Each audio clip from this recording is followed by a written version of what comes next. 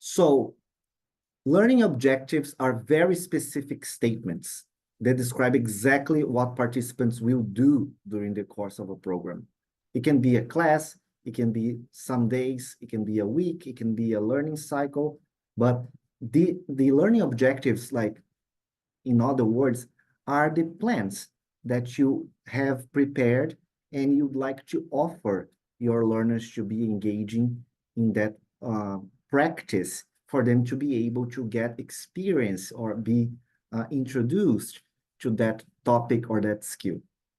So we can see here in the language that it's very active, like it's not like conditional or like something to the for a future like use. For example, here it's during a class or a program, participant will use a programming language to access, read, and visualize data.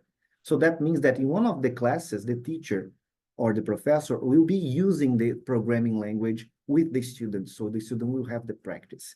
The learning outcome out of this, like, or related to that, is that because you have given the opportunity for the learner to use a programming language to access, treat, and visualize data, the participants will be able to access, treat, and visualize data programmatically.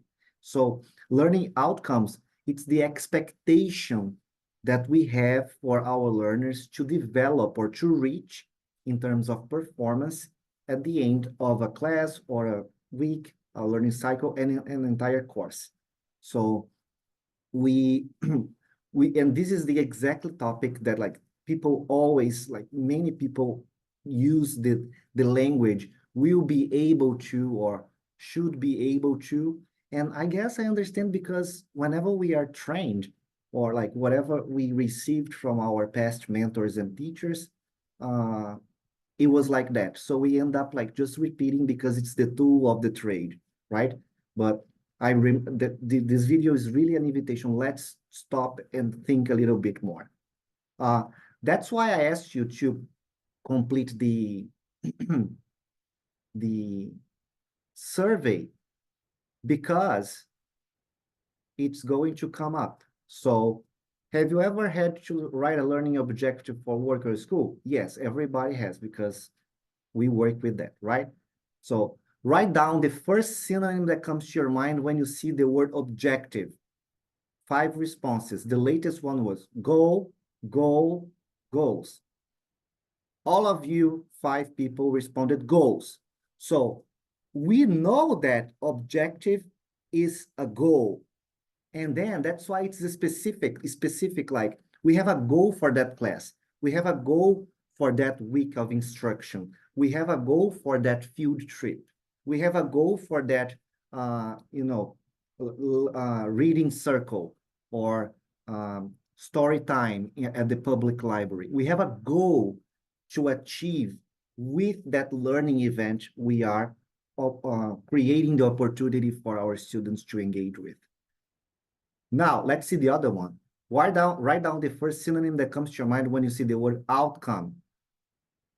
Result, result, result, result. And here in a more statistic mindset, dependent variable, because it's the result or the effect after there was an intervention, right? So outcome is what we expect to achieve, like the result that we hope that comes to being. But we don't have control over the outcomes. We do have control of the objectives, because we facilitate the learning objectives during the instruction. Whereas the learning outcome, it's expected. We hope that the learner, through those experience or multiple opportunities that we have planned and offered to them, will be able to achieve those results. So can you see that naturally I use will be able to, because we are expecting them to be able to perform at that level.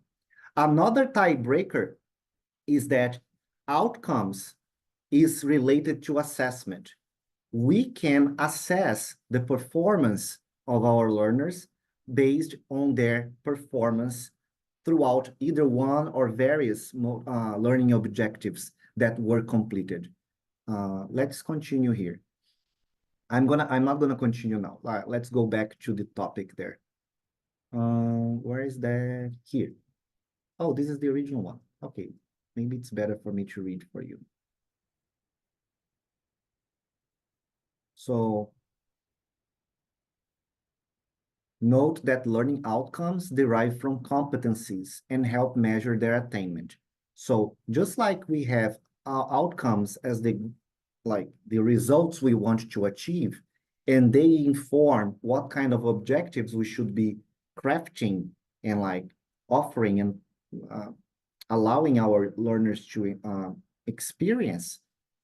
The outcomes also can be derived from the competencies, because the competencies are the higher level. They are more comprehensive sets of knowledge, skills, and abilities. And I also like to use the word beliefs. So I'm gonna update this guide here. Abilities and beliefs. So it's the KSABs. So competencies are broader. They are set of skills, knowledge, beliefs, and abilities that the person needs to be successful at performing in some area of their lives. Whether it's like academic life, professional lives, we all need some types of performance. There are many types of competencies. We are not going to go deep into that now. I just want you to focus first on the relationship between outcomes and objectives, so that we can try to be more mindful of that. So remember I said that I had updated that graph from the Peak Center. So having that idea that learning objectives are goals, and these goals can help the student to perform and achieve the outcome, achieve the result we have in mind for them, we can have this hierarchical structure. And many learning objectives, or only one learning objective can lead to a learning outcome. So the goals, as they are experienced or as they are completed, they will be allowing the learner to be performing and thus being able to be assessed with regards to their result or their efficiency in the learning outcome. And the more learning outcomes that our learners are able to achieve and reach, it means that they are developing competencies. Another thing that is nice to keep in mind is that competencies are lifelong. We are always developing, honing, improving, revising, adjusting our competency levels. So it depends on the context. It depends on how often we need to use them.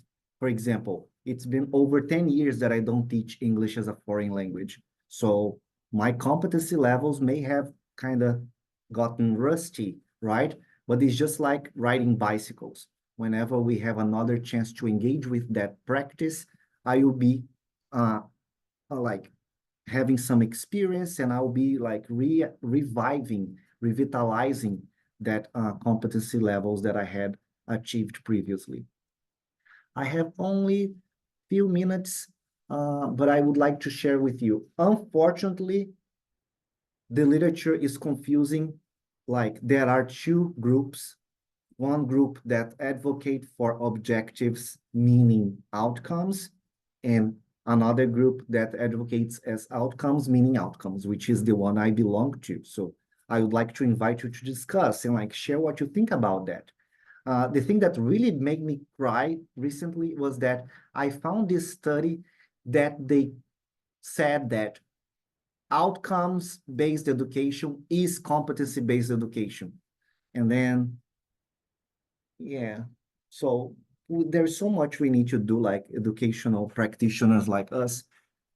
So does it mean that outcome, objectives, and competencies are all the same? I don't think so. Otherwise, they wouldn't be different terms, right? I'm going to share this with you afterwards.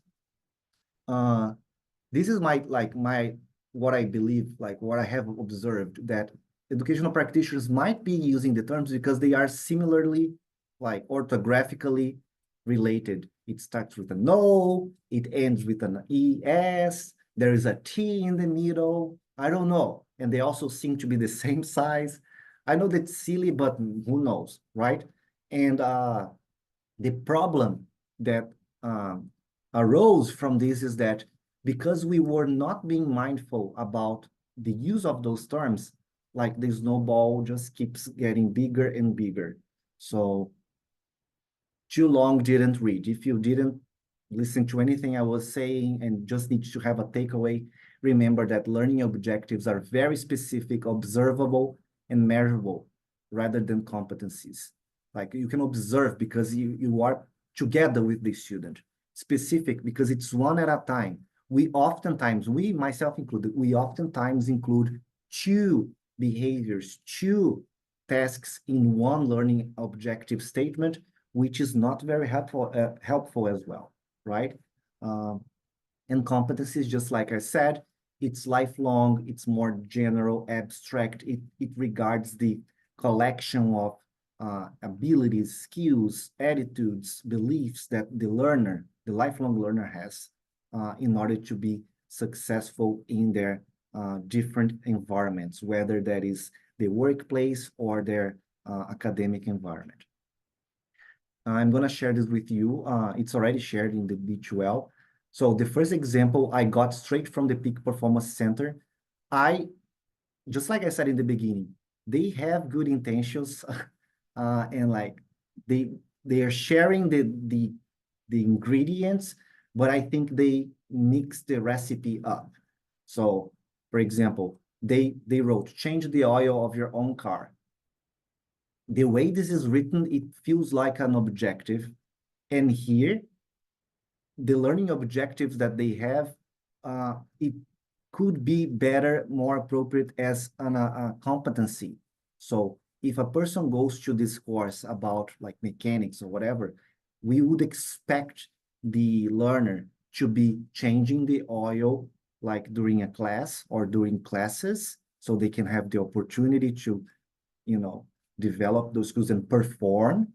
And then by the end of that course or by the end of the class, they would be able to locate and remove the drain plug, determine the appropriate oil weight, and also be able to change the filter by themselves, which I cannot do because I'm not competent at that.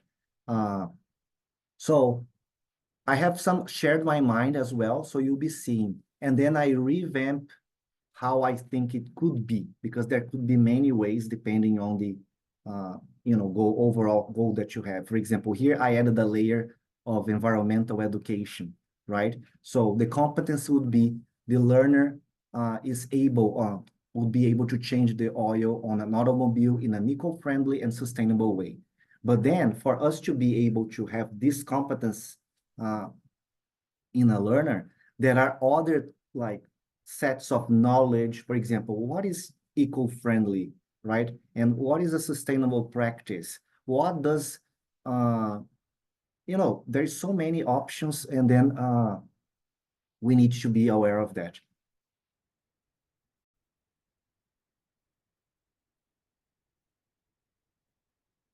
I'm sorry, I had a student walking because it was the end of my office hours.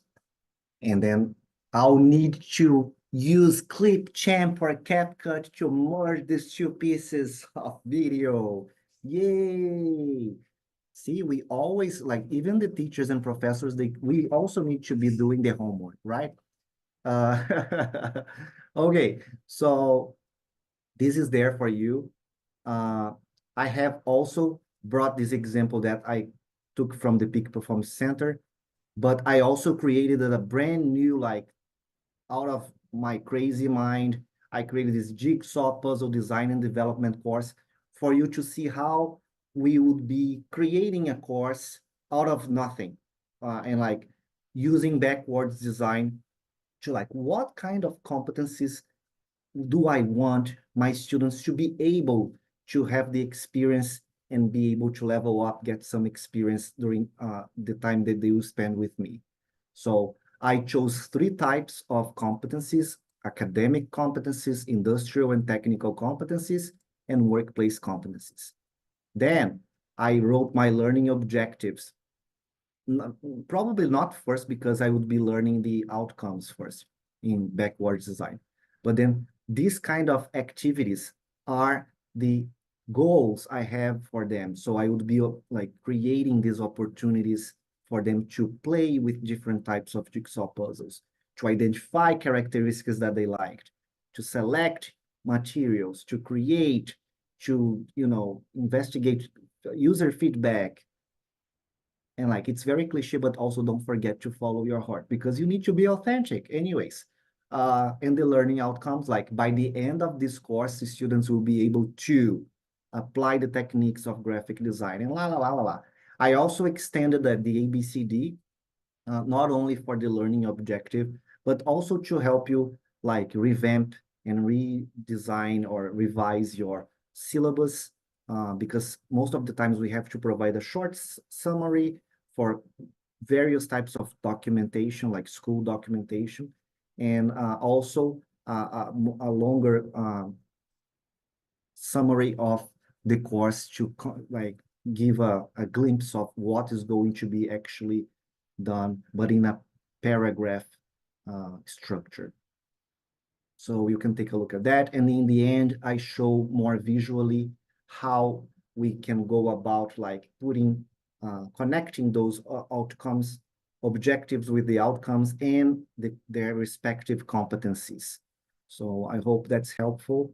And I would love to hear what you think about that, or if that something like that resonates. If there is a mistake here that I didn't catch, just like I saw today that I had forgotten to add what the word I added again? The beliefs in the KSABs. Where are they? Oh, this is not the file. This is the file I was editing. So I need to update that link. Oh, it's already updated because it's Google Docs. So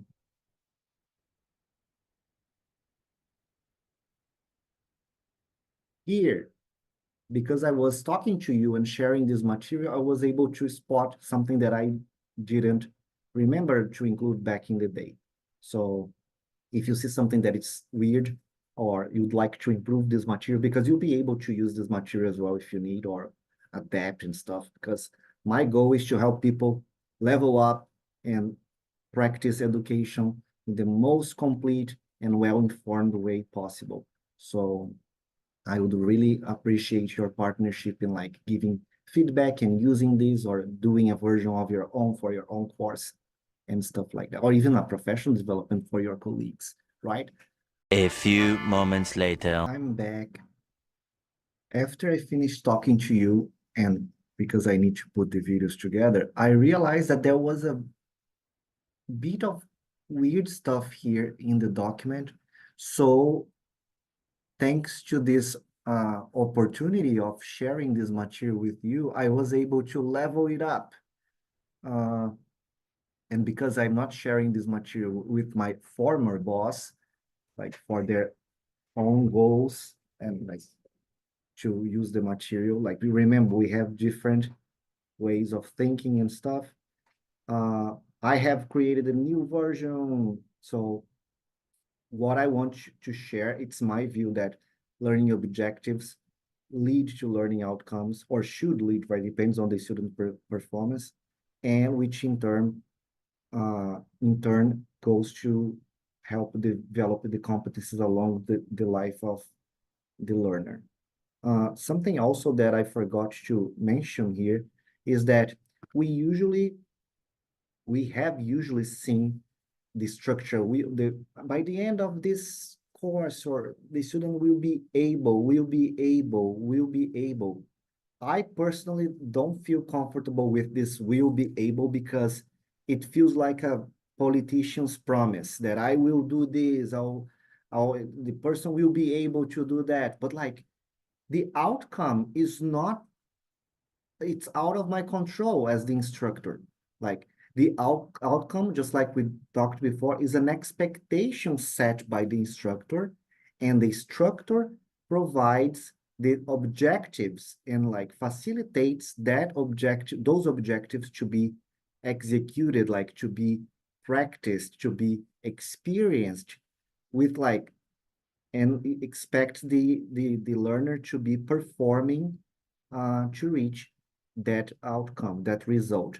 So I really like to use the language should here, because then we really make it more clear that it's an expectation and they should, but it depends on the level of engagement and investments that they have put into that learning sequence or those learning events with various learning objectives. Thank you so much, because I was able to further level up today and revise the document that I have investigated. And again, it's fine if you are part of one current or the other current, as long as you can like state your rationale, and it's fine, because this is a dilemma that doesn't seem to be solvable anymore. It's been decades already that we have been discussing that as a society and as scholars and practitioners. So just whatever makes sense to you and you can provide foundations to those positions, it's fine. Just go with that. And be advised that I understand objectives and outcomes and competencies in the way that I shared here with you. And I would love to hear what you think about that, and in the discussion forum that I'm going to create for that. This discussion forum is optional. You don't have to do that. But if you want to talk and share how you reacted to this material that I shared with you, that would be very excellent. I would be very excited to be reading that once I get there. So, all right, now I'm gonna put one more piece to the video with Clipchamp or CapCut. I think it's gonna be Clipchamp. Take care. Bye.